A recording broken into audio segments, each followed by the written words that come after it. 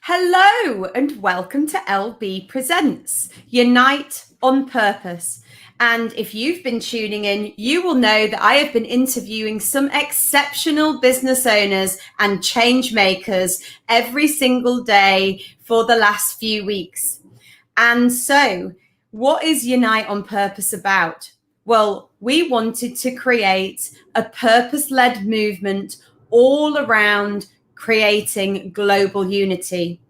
It was my belief that everybody should be seen no matter where you live or the demographic that you live in, and that we could shift the world into a new era through the eyes of brands, through the eyes of businesses, and create the face of the modern world and the face of modern business.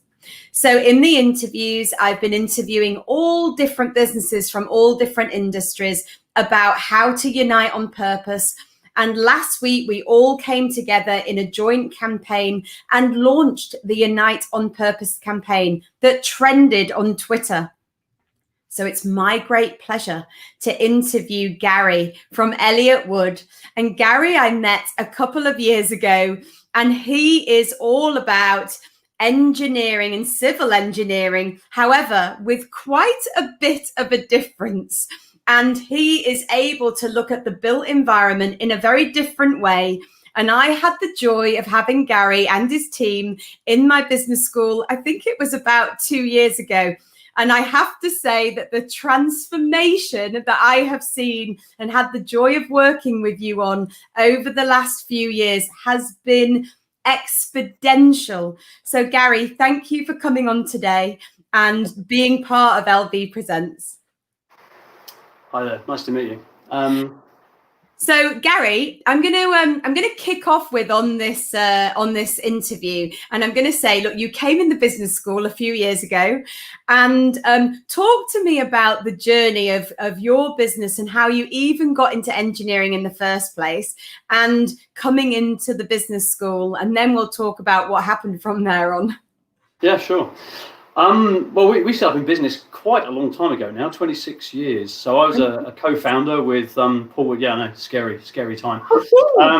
And you know, when we started, we were just two of us. So we both been working in a previous company, and both perhaps slightly arrogantly thought we could do it better ourselves. So we thought we'd have a go, like you do, and like you do, and we did. So we left on a Friday and started on a Monday, and started off on our own in a little sort of attic in Wimbledon, just the two of us, wondering what the future would bring. And really, I suppose it's fair to say at that time, you know, the kind of the thinking was very much about how do we survive? You know, that's what most people feel, I think, when they set up on their own, is kind of finding enough work to be able to survive. And I suppose the plan at that point was to try and do better than we were doing where we were working somewhere else. That was really the plan. So I wouldn't say there was, I'd love to say there was some huge vision that sort of sat behind us setting up, but I think the reality is, it's probably as most people do, that it's kind of just going out for yourself, seeing if you can do it for yourself, and seeing it where it takes you. And that journey, you know, has obviously taken us to some amazing places over the kind of intervening years. Our business was quite successful from quite an early stage. We started building work, got to a point where we had too much work to do ourselves, and so we ended up having to employ people, which is obviously always that sort of starting point where you start to employ your first employee. And from there, I think we've never really looked back. You know, we've continued to expand and grow the business, and our reputation, and I think, and the scale of work that we've done over that time, and the type of work that we've done, you know, has obviously grown with the business, and we're now I would say a reasonably substantial business of around about 130 people or so, across 3 offices in the UK, working on some of the, you know, kind of the best schemes going on in London at the moment. So being quite a transition. Okay, so Gary, I've had the pleasure of working with you, and I know you're quite a humble chap, and you do not mention some of these extraordinary projects that you have worked on. And you've spent 26 years in an industry that is quite tough as well, with huge amounts of competition. And first off, I'd like to know, what has it been like in the engineering industry over 26 years, right, that you've had the business? Yeah.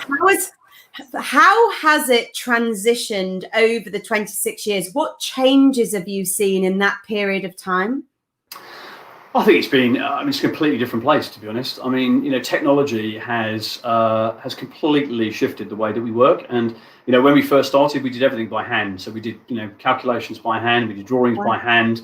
When we both set up, Paul and I used to spend hours doing the calculations by hand and then going and spending nights kind of drawing it all out so that it was ready for the next morning.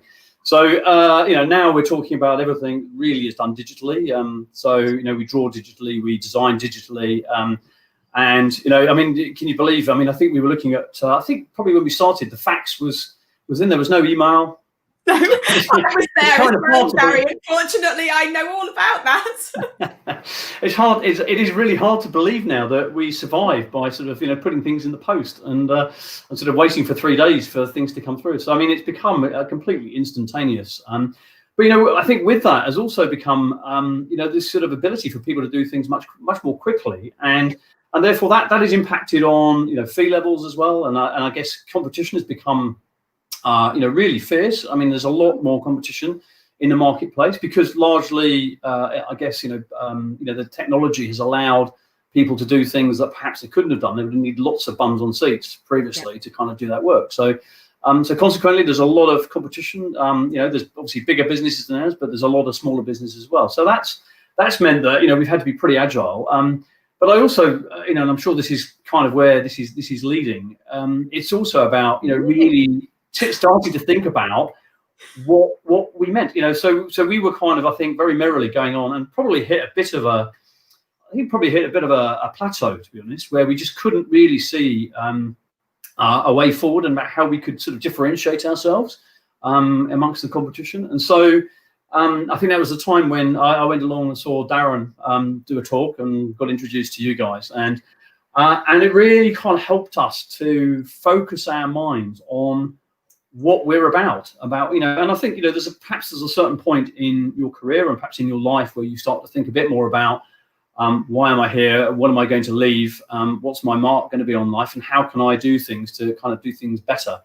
And I think you and Darren both sort of helped us to open our own eyes to look at ourselves and to think much more about our purpose, essentially, which is obviously one of the key aspects of this interview. So I probably led you into the next question.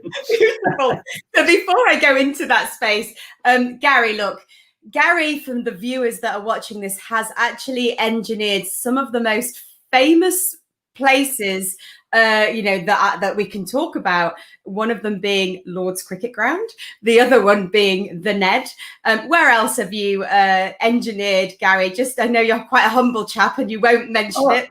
I would say we've done a huge range of stuff. So we've worked with sculptors like Anthony Gormley, for example. So we are sort of the engineers behind Quantum Cloud that sits in the river behind the O2. So that was a kind of incredibly challenging project. So so that's sort of perhaps not what people would expect engineers to be doing. So doing the kind of the engineering behind sculptures, and then right the way through to kind of one of our latest projects is possibly one of the biggest hotel projects going on in London at the moment. It's the old War Office. It's a conversion of the old War Office into hotel, and that has been just an incredible engineering challenge, really. We've put 4 stories of basement underneath the existing 2-story basement and held up a big chunk of grade 2 style listed building at the same time, as well as adding floors on top and doing sort of major alterations to the building. So it's a huge scheme, hugely challenging, but hugely enjoyable as well. Great team that's been involved with it. You blow my mind, I have to say, with your excellence of engineering. And when you walked into the school, and I remember you coming in and there was the 4 of you, and we do refer to you around the world in the schools. We do actually show your brand. And so many people do know about your business and your brand that come through Bob and the Bob family. And there's 5,200 of those businesses now. So you are quite known in our world. And so I remember you coming in the school and sitting with you, and you'd said to me, look, you are hugely knowledgeable in your space, engineered some of the most incredible buildings, as we've just discussed. And we did sit down and we had a number of different conversations over the 2 days. And I remember sitting with you in a restaurant upstairs, And we talked about, you've been trading for such a long time. And like any business, you do hit a plateau of some description. You've been going for so many years. And we discussed what next. What could that look like? And I remember you sitting in the business school and us going through this. And I said to you, what do you want to be known for, Gary? And you were like, what, Lindsay? No. And I remember Darren and I peeling back the onion, as I would describe it. And eventually we got you to this space, and it was either yourself or Andy, one of you stood up and said, Lindsay, we're all about, could you say engineering a better society? Engineering a better society. Thank you. So you are known for engineering a better society. Fantastic. And I remember you stood in the school, and it's so funny. I have so many businesses come through, but I remember it so clearly. And Darren and I looked at each other and went, what did you say? And you guys, and you turned around and said, whoa, we engineer a better society. And we went, well, what does that mean? And then you started talking about what that meant for you. Could you just talk a bit about what it actually means to engineer a better society? Yeah, I think it's, I suppose you could look at it in many different ways, but essentially it is doing things better. And I think, we've always I think as engineers, even from day one, it's kind of what we've always wanted to do, but we've never really been able to put our finger on it. And so I think it was it's kind of in our DNA to want to do things better. But I think, what the process we went through with you was helped us to explore that and kind of, and also capture it in something that we could express. And so, that has become obviously our sort of umbrella purpose, I suppose, which is engineering a better society. And essentially it's just looking at things from a different angle. So it's thinking about things from a societal angle, and it's thinking about things from an environmental angle. And so rather than just being sort of traditional engineers that design beams and columns and floors and all the other things that kind of go into buildings, actually there's lots and lots of different ways of designing buildings. And the way that you approach them will influence that impact. So if you start to think about, how can we reduce let's say the embodied carbon? So that's the carbon, that's the carbon that's kind of embodied within the construction process rather than the usage of the building. There are actually lots of ways of achieving that, and doing things in an environmental way. So just very lean design and being efficient in the way that you approach design, actually in itself is much more sustainable than not thinking about it in the first place. And I think one of the challenges is that that engineers perhaps sometimes want to find the solution that's kind of easiest for them, rather than necessarily the solution that's best for the project. And I think what we've tried to sort of seek out is really trying to find the solutions that are best for the client and best for the project, and hopefully that means also best for wider society, and also better for the environment. So those things kind of they really link through sort of really well, I think. So there's so much I want to talk to you about. So I remember, I think it was Andy as well, and he stood in the school and I said, tell me about a project. And he turned around and he said, well, as an example, we were asked to look at this bridge, and this bridge was not about the bridge, but it was about two communities on both sides, a community on one side and a community on the other side, and actually connecting those communities together. And engineering the bridge was actually the way within which we were going to connect those communities to be able to engineer a better society. And I loved the thought process. It really stuck with me, actually. I loved the thought process, how you not only looked at obviously engineering and with the materials and revealing the unseen and seeing what the hidden asset is inside the engineering, but you were also looking at it from a community societal perspective and going, how do we look at the outside environment as well as what the inside environment of engineering, and actually looking and making that better as well. And I actually found that hugely inspiring. Yeah, that's one example clearly where you're starting from not designing a bridge, you're starting from a societal impact. And I think, you can take that at all sorts of scales. But another example, for example, is, when you're designing a building, the materials that you use actually can have quite an impact on the number of vehicular movements, for example, that it takes to get from wherever those are being provided to the site. And so that has benefits in terms of society, in terms of pollution, in terms of sort of reduction in transportation to the site, in terms of health and safety, in terms of reducing the number of big vehicles on the roads. So those are sort of big societal sort of benefits, which, you know, actually you can have an impact on by just the choices you make in terms of the forms of construction. So we've actually demonstrated that, you know, utilizing timber which has very low embodied carbon anyway. So using timber as a material as opposed to concrete, we can actually reduce the numbers of vehicular movements by 75%. So that's, you know, only 25% of the number of vehicles. Now that's something that you wouldn't normally expect an engineer to be kind of considering. No way. Yeah. So I think, you know, so I think that is stuff. And, you know, again, if there's fewer transportations, then hopefully the costs are lower. There are benefits in using lighter materials on site as well. So all these things start to build in, not just to the wider societal benefits, but also for the client. You know, it can be more economic and it can be quicker. And so what we try to do is build an overriding picture that sort of helps all aspects. And what we found is there's a kind of really strong link between sustainability and cost as well. So if we, as I said, you know, a little bit earlier, if you're really sort of sustainable about the way you approach something, actually that should be beneficial from a financial perspective as well. So actually there's a sort of really good link. Gary, I'm going to move into something quite different. I'm going to move into the culture of your organization, and which is quite a jump, I know, from engineering, but there is also a piece around engineering a better society and driving that internally into the business. And I remember working with you for a number of months, quite a few months on your business, and we went and launched this first layer of the business, and you stood there and you had how many people were in the room? It was about 130, 140 people, I think, yeah. At the net. Yeah, the net, 150 people of your organization, and these are engineers, right? You know. Mostly, yeah. And you stood there and you presented your new business, the business position and what you were doing into the business. And I remember you playing the video all about engineering a better society. And do you remember what happened when you played the video?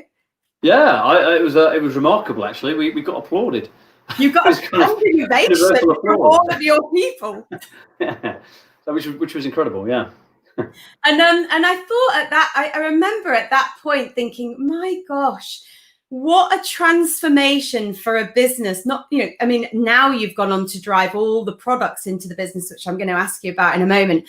But even at that level, what a transition to drive that culture inside of the organization and actually align all the people with engineering a better society. And I saw the engagement on their faces around, wow, what you were actually doing was not just about engineering, but it was about something very different and very unique actually for society as well. So I'm going to quickly move, because I know we've got not very much time and it always runs out of time. So I'm going to fast forward and I'm going to say, so you launched that business. And I remember sitting in the business school and you said to me, I said, well, how do you do it, Gary? And you said, oh, we just flip it. We see the unseen. Do you remember? And I went, flip it. Have you documented that flip it system? And you were like, no, we've not documented it yet. And you said, but what we do have is an academy, and we teach engineers about how to engineer and so forth. And you talked about bringing these engineers into an academy and potentially building a co-working space. And at the time, you sat in the Bob School and you were like, you know, you were an engineering business. Could you talk to me a bit about now, Gary, 2 years on, and what you've built? Yeah, I mean, I think it's no straightforward task. I think, you know, sort of embedding something that is quite sort of out there. And I think the immediate reaction, you're absolutely right, was kind of, wow, that's amazing, fantastic, you know. And then I think then you hit the sort of a hard reality of trying to kind of get that culture and get that thinking and getting everybody to kind of buy into it. And that I have to say is really challenging. Really hard. And you know, so we found a couple of ways of being able to put some meat on the bone, I suppose, of kind of engineering a better society, which is ethics. So we've developed ethics, and we developed a manifesto that sat around ethics. Just a moment. You have it. I haven't got a copy. Thank you very much. About that one, Gary. So ethics is kind of our way of thank you. Is our way of being able to express, I suppose, or find a series of pillars that we could kind of explain what is. And so ethics basically stands for education, technology, health, infrastructure, culture, and sustainability, which are, we think, sort of key drivers. And those are just ways that we can kind of test.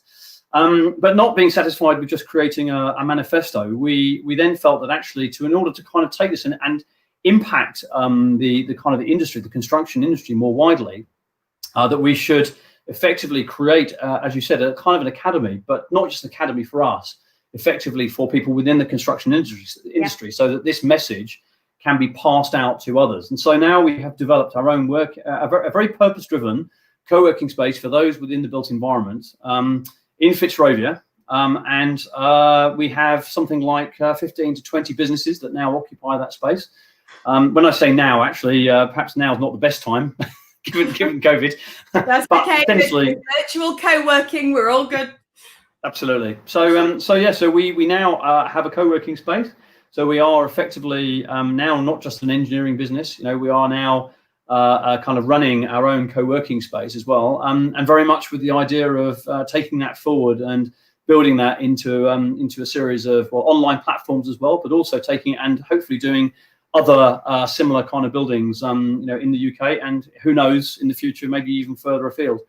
So it's been quite a journey from the time when we first met. So I remember, Gary, and I genuinely had the absolute pleasure of going on a lot of this journey with you, coming in your business, working with you, and with Darren and Richard and the team. And we do genuinely show you in most of our business schools to talk about the transition, because being an engineer, and people often come in and go, well, can you do this in the service industry? And how could this work for somebody like me? And you're a brilliant example of somebody that actually pivoted and went on this journey. And I remember sitting in that restaurant with you upstairs in the school on the second morning, and I remember having this conversation with you about, well, we could do there could be an academy and there could be a working space, and I remember you going, I think we could. And to actually watch how it's transitioned over the 2 years, I feel hugely proud. I feel hugely inspired by you, I have to say, and all of the team, and with Lisa and Andy and David and so forth. And what you have achieved is hugely remarkable. And you've done it with absolute pure purpose, which was actually just by us giving you a bit of a nudge and a pull and a squeeze in the right direction. I think it was a bit, to be fair, I think it was a bit more than that. I think we were probably kicking and screaming. I mean, I was being polite. I think our natural case is to be kind of quite conservative, I suppose. And so I think when we first met, I mean, it did feel completely like a kind of completely out of place and completely sort of out of control, and I just wondered what the hell was going on. But I think as time, and I think it's probably a lesson to anybody else perhaps who might be listening, is that actually you do have to get out of your comfort zone. And we were well out of our comfort zone when we turned up to Bob's School a few times. Felt very uncomfortable and very hot behind the collar, where I just didn't sort of, I couldn't work out where it was going at times. Just couldn't work out what you were trying to do, and how you were trying to sort of lead us down this path. So I think there were certainly times when we knew we had to do it, but it was a very uncomfortable process at times. But also actually at times hugely rewarding. And I suppose now we look back and kind of go, well, why didn't we do it 20 years ago? How much further would we be on if we'd done it 20 years ago? Oh, Gary. Oh, wow. Oh my gosh. Look, I was being polite. You were kicking and screaming a lot. But